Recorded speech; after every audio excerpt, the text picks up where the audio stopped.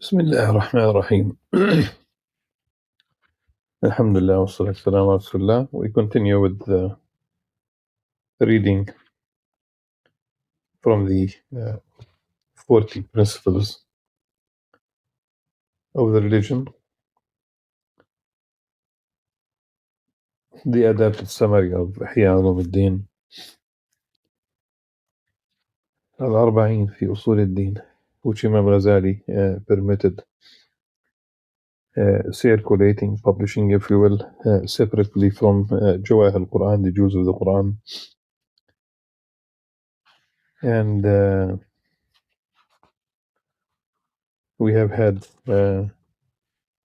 our reading.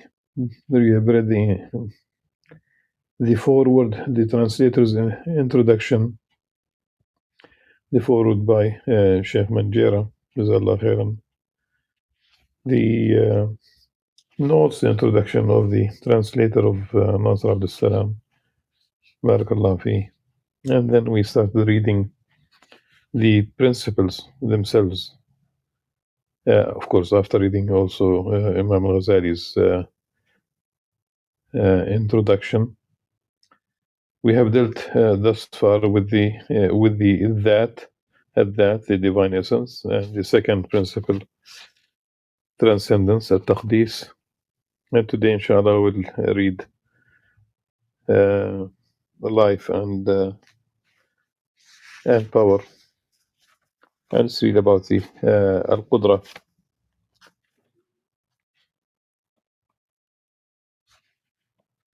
It's rather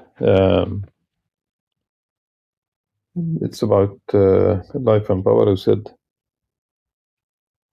and it's rather short. I will read the Arabic, and then I will read the English, and comment, of course, in English.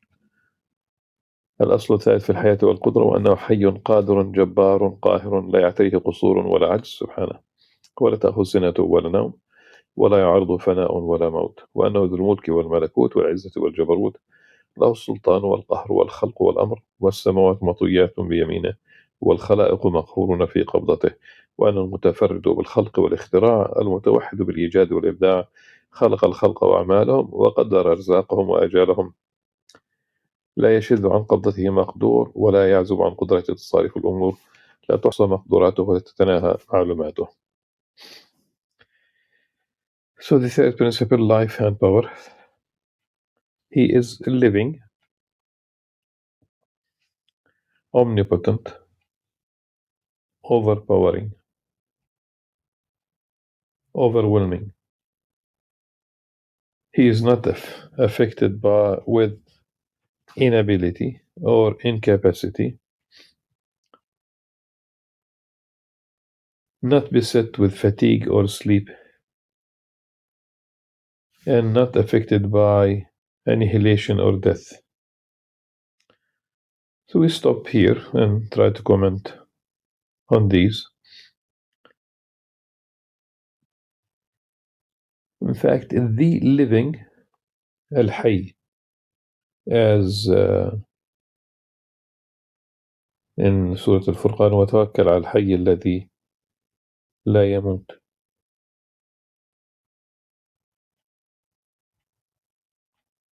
And in Ayat al-Kursi, Allahu la ilaha illa huwa al-hayy al-qayyum. And لا تأخذه سنة ولا نوم. So, لا تأخذه سنة ولا نوم is really Quranic, not beset with fatigue or sleep. And we know very well that in Genesis, for comparison, in Genesis 2, 1-3, and we will go back and forth between the Quranic narrative, since we talk about the Allah subhanahu wa ta'ala having perfect ability, perfect power, perfect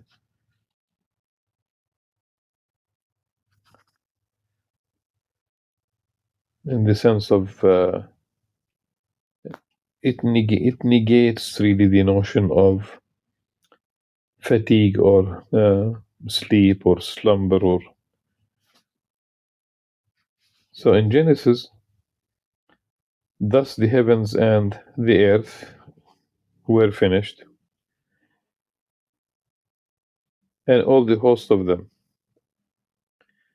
And on the seventh day, God finished his work that he had done, and he rested on the seventh day from all his work he had done. So God blessed the seventh day, talking about the Shabbat, and made it holy, because on it God rested. So this is the second time from all his work that he had done in creation. If we look at the context of creation, the Quran, of the heavens and the earth, وَلَقَدْ خَلَقْنَا السَّمَاوَاتِ وَالْأَرْضَ وَمَا بَيْنَهُمَا فِي 6 أَيَّامٍ وَمَا مَسَّنَا مِنْ لُغُوبٍ.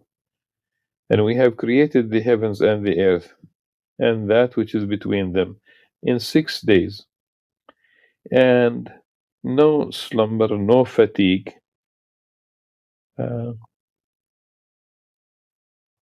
befell us. As if, and it is, as if this verse responds to the narrative in Genesis. And we know very well that whenever we have difference between both narratives, the Quran is muhayman, overpowers, overrules. It is practically, this is why sometimes we talk about replacement theology. And in the word of one Jewish scholar, she said that the Quran is corrective. I mean, she knew that the Quran corrects the whatever unaccepted narratives.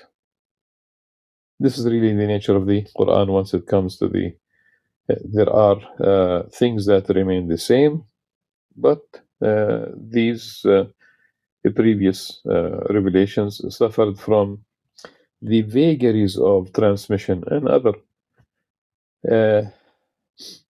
other distortions over millennia. But the issue is very clear. He is the living, because the universe, it is his creation, and at one point there was nothing living except Allah subhanahu wa ta'ala. And when he created life, he created existence, this universe, and he created life in this universe. Both the both meaning the universe and this life is marked by one, the most important adjective, if you will, that it is temporary. I think this really would have it's very profound if we could attach it to everything that we have. How many things quote unquote died, meaning it became dysfunctional, it was broken. It could be a car that you had, and one day that was it. You cannot really revive it anymore. A TV that was broken, a glass that was broken, a tree that died, a flower bed that is, whatever is the case. And people die, and animals die, and stars are dying. And we talk about black holes that decimate, that rip these stars, these suns apart, to the degree that ultimately nothing escapes, not even light. And this is where the knowledge of the black holes, came from. Everything except for Allah subhanahu wa ta'ala.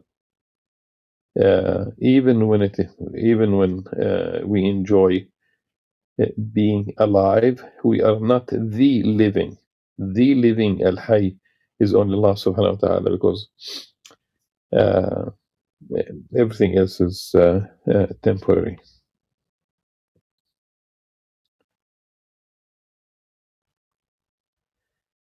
And there are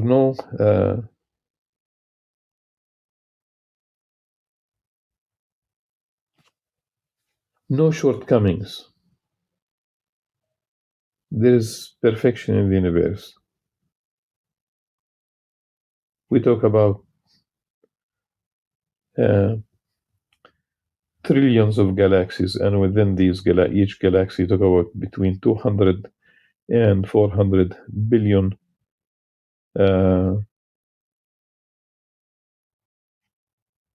stars, and each star has its own system, solar system,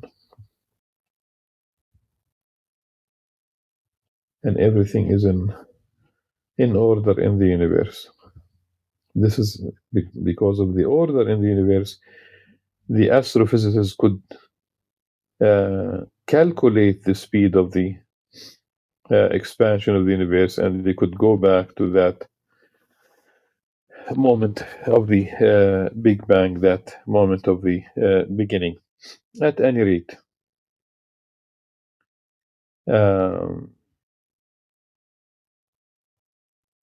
those who are nihilists, because they don't believe in Allah subhanahu wa ta'ala, and they, for whatever reason, they think that it's this universe is simply by chance. And I did hear from some of those atheist scholars talking about that, life does not have a meaning. The universe is, they say, the universe is ugly. And the universe is amazing. I mean, I don't know what is it that they talk about. The universe is absolutely amazing. But it's this sense of nihilism that that there is nothing beyond the existence that could be checked in the lab. Empiricism, really, in simple words.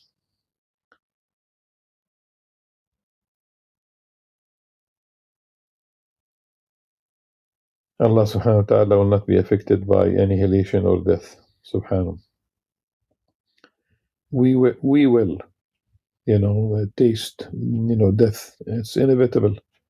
And the big news is that all 8 billion people who exist at the moment, within 100 years or so, very few will pass the 100-year limit, but approximately within a century, the death of 8 billion people.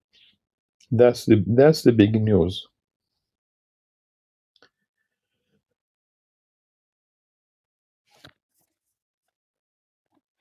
And then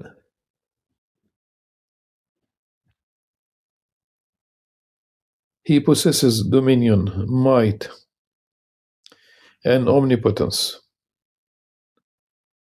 All power, all force, all creation, and all authority belong to him.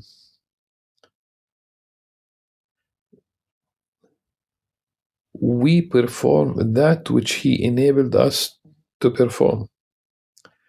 We have the power as much as he enabled us to have. And our curve, really, our curve is weak beginning as babies, and in general, for most people, there'll be strength during the years of being young. Then the curve starts basically going down, weakness, and that curve was physical strength, and that curve was of mental strength, and the Quran alludes to this. And those whom Allah subhanahu wa ta'ala will extends their life to an old age, they will suffer from weakness. Ultimately, if they live long enough, their knowledge will be impaired. I mean, حتى لا يعلم بعد علم شيئا.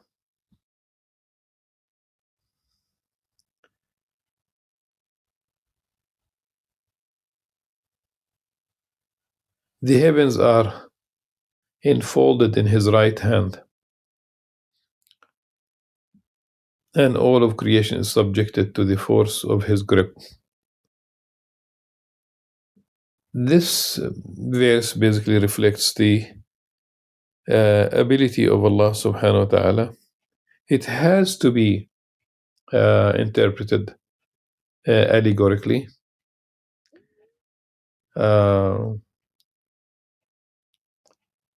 Otherwise, we will be talking, because the universe is physical, and it's absolutely unacceptable to think about a physical grip or a physical hand.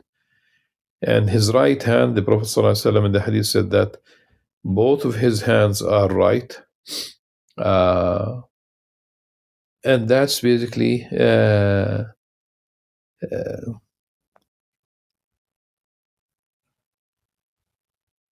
status that's not really, it's not really to say that we have two.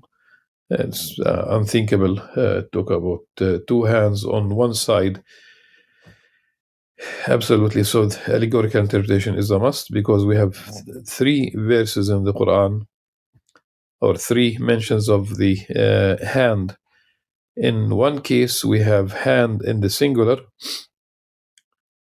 Yadullahi fawqa aydihim. The hand of God is above their hands. And this is when people pledge allegiance. But in general, the hand of Allah subhanahu wa ta'ala is above the hands of people. It's the power of Allah subhanahu wa ta'ala. It's the Allah subhanahu wa ta'ala is the guarantor of, is a witness. And it shows that as long as people are sincere about their allegiance, and the Prophet ﷺ is very clear. If you basically have allegiance to a we don't talk of superior as a race, but someone who is really superior to you in office, you cannot betray this relationship. You pledge to assist. And it should be sincere, it should be for the sake of Allah subhanahu wa ta'ala. Whether you talk about an emir, you talk about a king, you talk about a president, directly or indirectly, this is really the Muslim scholars of the past would have never accepted a coup d'etat, as long as the prayer, and this is also not to be a reductionist understanding, as long as prayer is established. But here we have singular, yadullahi fawqa aydihim, yad, biyaday, that Allah subhanahu wa ta'ala created Sayyidina Adam alayhi salam with both hands, and bi'aid, that Allah subhanahu wa ta'ala created this universe. And here we have a plural form, and all of these cannot be taken in, none of them, neither the singular nor the dual, if you will, form, and the plural form.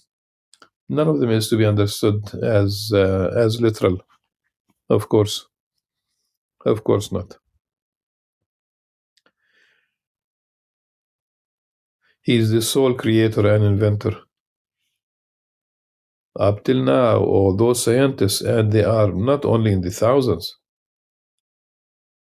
and I mentioned several times in the past, in different contexts, how there is an ongoing, because if you talk about 75 years, many scientists joined this group, and many passed away, and many others joined at different stages. The aim of this group is very simple: to create life, to create bio from physics, and thus far not even one single cell was created. Though compared to lifeless dead matter, we are in a better position. All those who talk about evolution from inanimate objects. So the nature on its own, without Allah subhanahu wa ta'ala, can lead to the evolution of a human being with 100 billion neurons. And this human being with 100 billion neurons cannot create one cell. Isn't that really ironic?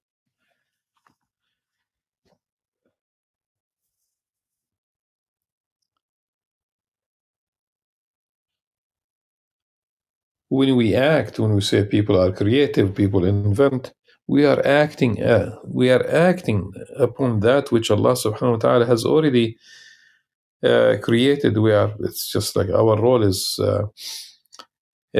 secondary. In the story of the Qarnayn, when he passed by those primitive people who almost could not understand anything, but they had a problem with Ya'juj and Ma'juj, and they wanted him to erect a barrier between them and Ya'juj and Ma'juj. He asked him to bring him iron ore, and he asked them to help, though they were not that basically civilized, did not have the know-how. Fire, melting, adding. There are different three at least possibilities about what was added. One of them is copper. The other is lead, and the contemporary scholars who understand the notion of steel, they said it is carbon. But at any rate, well, he was acting upon that which Allah subhanahu wa ta'ala he created already, which is fine, and really it is commendable. But we should always invent that which is beneficial, never that which is destructive. The only one capable of bringing things into existence, which is extremely important, because if it were not for Allah subhanahu wa ta'ala, we would not exist. If it were not for Allah subhanahu wa ta'ala, how could you basically explain? On the one hand, you say at one moment there was nothing, and in another moment, of course, the moment even is a metaphor, because there was no before the Big Bang in terms of time and space. And then out of a sudden you have this universe expanding at rapid speed. So there was nothing, and then immediately there was something. And this is pretty much the notion of ex nihilo. Ex nihilo is simply, really, because we don't understand. It's the word of Allah subhanahu wa ta'ala. That's really what it is. It's the word of Allah subhanahu wa ta'ala. He commands something to be, and it will be. And this is kun fayakun. And this is why the scholar said that existence took place between the kaf and the Nun, kun, fayakun, kun. As if basically there is no time between one letter and the other. It is a nice way simply of explaining that Allah subhanahu wa ta'ala is omnipotent. And this is exactly when we talk about the notion of ex nihilo. Let me say that in the story of Sayyidina Ibrahim alayhi salam, asking Allah subhanahu wa ta'ala to show him how he quickens, how he revives the dead. And Allah subhanahu wa ta'ala instructed him to take 4 bears and to distribute each part on a mountain. And then he was instructed, Sayyidina Ibrahim alayhi salam, to call them, and they will come to him walking. And of course, the Quran would not say that Sayyidina Ibrahim alayhi salam took these bears and with such feathers or whatever. Simply, that's it. It meant that really Sayyidina Ibrahim alayhi salam did what Allah subhanahu wa ta'ala commanded him to do. But did really Sayyidina Ibrahim alayhi salam, and did he really understand how Allah subhanahu wa ta'ala, how كيف تحيي الموتى? He wanted to see for himself. He did see these bears coming back to life, but he does not know how. He's not Allah subhanahu wa ta'ala. And we say ex nihilo because really, there's we don't understand the power of the word of Allah subhanahu wa ta'ala. Yes. Allah subhanahu wa ta'ala created the creation. He created the creation and their actions. And this is really an important notion in the sense of,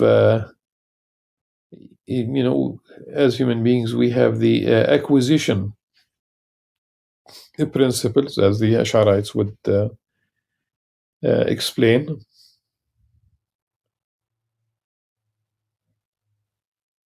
And determine their provision and their lifespans, all from Allah subhanahu wa ta'ala.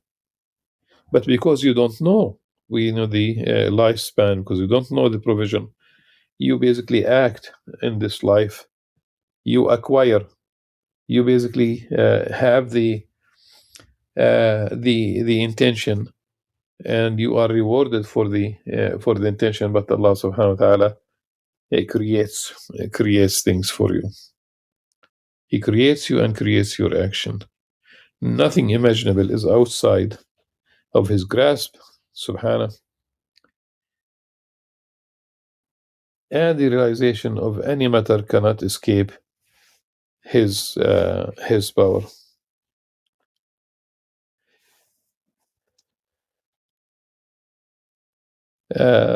ولا يحيطون بشيء من علمه إلا بما شاء وسع كرسي السماوات والأرض ولا يؤوده حفظهما وهو العلي العظيم.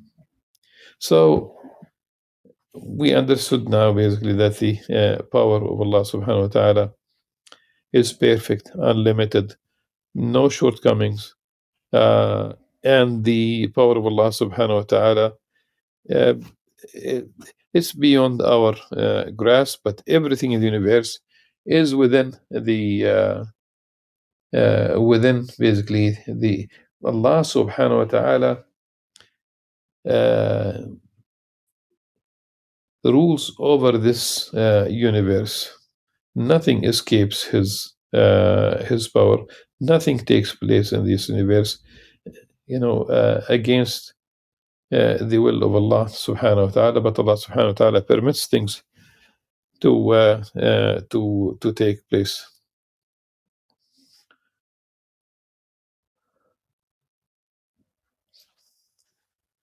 He is living, omnipotent, overpowering, and overwhelming. He is not afflicted with inability or incapacity, not beset with fatigue or sleep, and not affected by any annihilation or death. He possesses dominion. And in fact, I would end by saying something that I would bring rather from a different discussion. When Imam Al-Ghazali speaks about Allah subhanahu wa ta'ala being just in the absolute sense, he said because Allah subhanahu wa ta'ala does not encounter, because what's injustice? It is behaving, misbehaving or messing with the property or the life of somebody else.